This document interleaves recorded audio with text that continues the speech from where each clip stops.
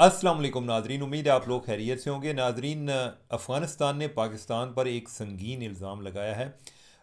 उनके तर्जुमान का कहना है कि पाकिस्तान ने 3 जगहों पर अफ़गानिस्तान में हमला किया है। पाकिस्तान एयरफोर्स ने उधर बम्बार्डमेंट किया है। 3 सूबों का उन्होंने ज़िक्र किया और साथ ये भी बात कर रहे हैं। उन्होंने कहा कि जब आपके पास मालूमात दुरुस्त नहीं होती और बम्बार्डमेंट की जाती है तो उसमें सिवाय एम्बेरसमेंट के कुछ नहीं होता।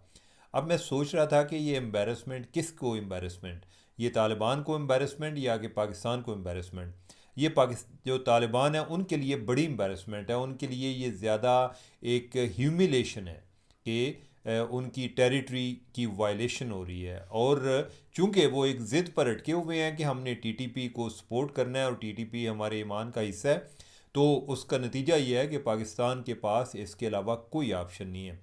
नाज़रीन, अक्सर लोगों का ये समझते हैं कि जो तालिबान रजीम है, अगर कोई किसी तरह चेंज होता है तो पाकिस्तान को इसमें अपना किरदार अदा करना चाहिए। मैं वैसे ज़ाती तौर पे इसके मुखालिफ हूँ और फॉर अ रीज़न। रीज़न क्या है कि अभी ये गवर्नमेंट में है, तो जब पाकिस्तान उधर बम्बार्डमेंट करता है तो इनको ये फ़ील होता है। अगर यही लोग अपोजिशन में चले जाते हैं तो फिर तो ये कहेंगे जी कि हम हालत जंग में हैं और हमारे मुल्क पर हमला हुआ है, तो गवर्नमेंट क्या कर रही है, वो सोई हुई है, हम तो लड़ रहे हैं। अभी जो है लड़के दिखाए ना, ये नहीं लड़ पा रहे ना। अभी यही है कि ये टीटीपी के ज़रिए पाकिस्तान में ख़ुद को हमले कराते हैं। अब क्या पाकिस्तान ने इन 3 जगहों पर हमले किए? अगर तो माजी की मिसाल देखी जाए तो पाकिस्तान पहले भी करता है, तो लिहाजा ये बात प्लाजिबल है। लेकिन दूसरी तरफ कोई आईएसपीआर ने उस पर कोई कमेंट नहीं किया, बल्कि डीजी आईएसपीआर ने कहा, उन्होंने कहा जी हम जब हमला करते हैं तो बता कर करते हैं। अगेन अगर हम जो है माजी का एक पैटर्न देखें तो जो काबुल में अटैक हुआ था उसका पाकिस्तान ने को ऑफिशियली क्लेम नहीं किया था। तो ये बात जो मैं माजी के वाक़यात का ज़िक्र करता हूँ और उनको जो बयानात हैं उनके साथ जोड़ कर देखता हूँ, तो मुझे उससे ये लगता है कि हो सकता है कि जो अफ़गान तालिबान का जो तर्जुमान कह रहा है, हमले की बात कर रहा है कि 3 जगहों पर हमला हुआ है, ये बात दुरुस्त हो सकती है। और इस टाइम पर ये हमले मुतवक्को भी थे क्योंकि पाकिस्तान में हमले हो रहे हैं। जो इधर इस्लामाबाद में कचहरी के प्रेमिसेस में अटैक हुआ और फिर कल जो हुआ उधर एफसी के हेडक्वार्टर पर अटैक हुआ। उससे पहले जो वाना में एक कैडेट कॉलेज है उस पर अटैक हुआ। तो पाकिस्तान में मुख्तलिफ़ जगहों पर वो अटैक करते आ रहे हैं और टीटीपी वाले करते आ रहे हैं। अच्छा, उनके हवाले से भी एक बड़ी जो दिलचस्प दिलचस्प है, मैं क्या कहूँ, लेकिन जो है जो एक बात इत्तफाक कह लें या एक बड़ी काबिल गौर बात कर लें, वो ये है कि जो बंदा जिसने इस्लामाबाद में अटैक किया, जो सुइसाइड बम्बर था, उसके बारे में ये इतलात मिली हैं कि वो अफ़गानिस्तान से था। अभी जो एफसी के हेडक्वार्टर पर अटैक हुआ है तो उसमें भी जो वो एफसी वाले बता रहे हैं, उन्होंने कहा कि लगता ये है कि ये 3 जो थे वो तीनों हमलावर ये अफ़गानिस्तान से थे। उससे पहले जो कैडेट कॉलेज पर अटैक हुआ तो उधर भी कोई इसी तरह की को वाइब्स आई, इस तरह से मिलती जुलती को बयानात आए कि जिससे लगता था कि वो लोग अफ़गानिस्तान से आए हैं। अब यह है कि मेरे ज़हन में सवाल आता है कि क्या हम उनको अफ़गानिस्तान का नाम इसलिए दे देते हैं कि चूंकि हमारा अफ़गानिस्तान के साथ मसला बना हुआ है और हम ये बताना चाहते हैं कि ये हमारे दुश्मन हैं और हमारे लोग जो हैं वो जो अफ़गान हैं उनसे एक डिस्टेंस इख्तियार करें, या जो अफ़गान मुहाजिरीन पाकिस्तान में हैं उनको भी शक की नज़र से देखें। क्या ये बात है या इसमें हकीकत है? तो उसके हवाले से जो मैं चेक कर पाया, मैंने इफ्तिखार फिरदौस हैं जो खुरासान डायरी के नाम से एक वेबसाइट भी चलाते हैं, टेररिज्म के हवाले से। वो एक उनकी वेबसाइट भी बड़ी अथेंटिक है और ख़ुद भी बड़े एक फैक्ट बेस्ड किस्म की गुफ्तगू करते हैं। तो मैं इफ्तिखार फिरदौस से इस हवाले से पूछा। इफ्तिखार का कहना था कि जो इधर जो इस्लामाबाद में हुआ ये अफ़गानिस्तान से थे। जो पेशावर में हुआ उसके बारे में कोई क्लैरिटी नहीं है, ख्याल किया जाता है कि हो सकता है वो पाकिस्तान से ही हों। और इससे पहले जो एक दो और जगहों पर भी अटैक हुए तो वो लोग जो हैं वो भी पाकिस्तान से थे। अब ये कौन से पाकिस्तानी हैं? ये वो पाकिस्तानी हैं कि जो कि जाकर अफ़गानिस्तान में आबाद हुए हैं। आप यही समझ लें कि जैसे ये वली महसूद ग्रुप है, जिन पर ये इल्ज़ाम है कि जो हुकूमत पाकिस्तान ने लगाया कि जो इधर कचहरी में अटैक हुआ, वो वली महसूद ग्रुप ने उधर सारी प्लानिंग इन्होंने की थी।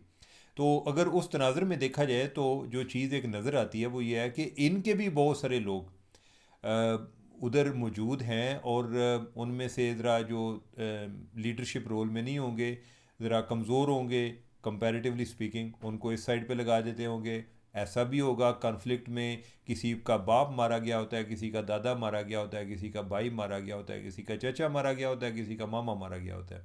तो बाज़ औक़ात लोगों को इस तरह भी प्रवोक करते हैं कि तुम्हारे पास टाइम है, तुम उनसे बदला ले सकते हो। अगर कोई इस मामले में दिलचस्पी ना ले तो उसकी गैरत को चैलेंज किया जाता है। तो क्वाइट लाइकली इनके इस तरह भी लोगों को वो प्रवोक करके करते होंगे। और ये बड़ी अनफॉर्चुनेट चीज़ है कि इन अ सेंस के अब जो है एक सेकंड जनरेशन जो है बम्बर्स की आ रही है।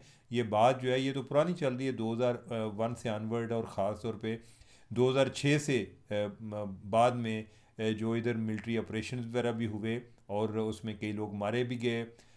और वो भी जो एक नस्ल थी जो उस टाइम तैयार हुई थी उस मारी गई।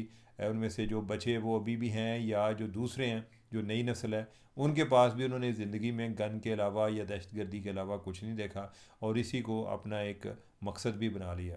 अब यह है कि जो सूरत हाल है कोई अच्छी नहीं है। अल्लाह ताला करे कि पाकिस्तान जो है वो इस दहशतगर्दी की वबा से अपने आप को निजात हासिल कर ले। लेकिन यह है कि हमारे लिए एक बहुत बड़ा चैलेंज है जो अफ़गानिस्तान ने क्रिएट किया है। और दूसरी तरफ यह है कि हमारे पास कोई ऑप्शन नहीं है, हमें ये जंग लड़नी ही लड़नी है। लड़ने के अलावा हमारे पास कोई ऑप्शन नहीं। दूसरी सोच यही है कि वो हमें मार दें, या ये है कि वो हमें डिक्टेट किया करें कि आपने मुल्क को कैसे चलाना है। हमारी टेरिटरी फ़लाँ फ़लाँ जगह जो है यानी कि हम बत्ता लेंगे, फ़लाँ जगह से लोगों से टैक्स वसूल करेंगे जो वो उन्होंने गवर्नमेंट को देना होता है हम लेंगे। तो फिर तो इसी तरह की सूरत हाल हो सकती है। अदरवाइज़ अगर गवर्नमेंट अपनी रेट इस्टेब्लिश करनी चाहती है तो फिर ये लड़ाई लड़नी पड़ेगी, उसके बगैर बाद ही रेट इस्टेब्लिश होगी।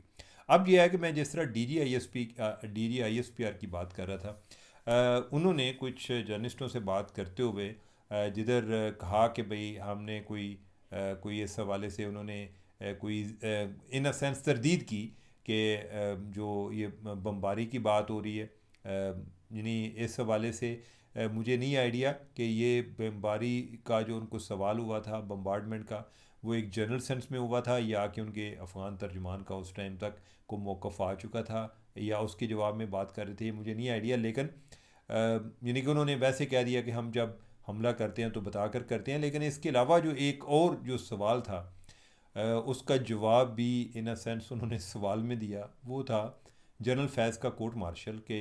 जनरल फैज़ के कोर्ट मार्शल के हवाले से बड़ी बातें चल रही हैं, आप उसके बारे में क्या बताना पसंद करेंगे या क्या बताएंगे?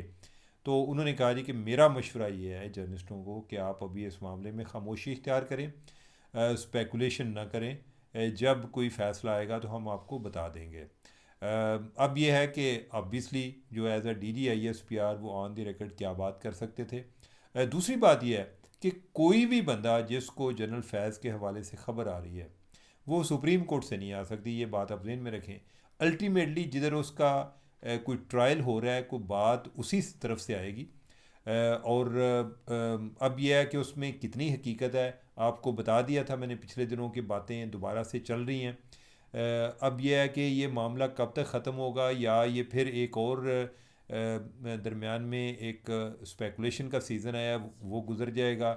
जो जनरल फैज़ है वो उधर के उधर रहेंगे, ये वक्त बताएगा। लेकिन उन्होंने अभी मशवरा ये दिया है कि जी अभी इस पर स्पेकुलेशन न कीजिए।